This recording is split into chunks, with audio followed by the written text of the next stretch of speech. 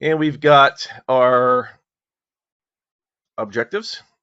So we can say, okay, let's minimize the mass on this or maximize the stiffness. And we can set our safety factor depending on what we want here as well. We can add modal frequencies, displacements, if there's any buckling inside there. Some new things that they've added in here recently inside that.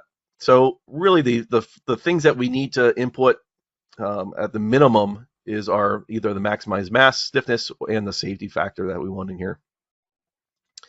And we can also add the manufacturing methods that we want to add in here too, whether we want it unrestricted. Unrestricted means doesn't care about the manufacturing method.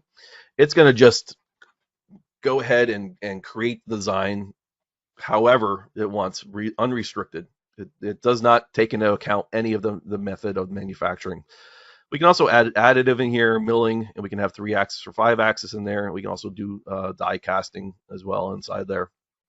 And what I would probably do, this is just a demo I can add. I've added a bunch in here, but I probably make multiple studies in here and have probably additive as the first study and milling as the second study and die casting as the third study in there.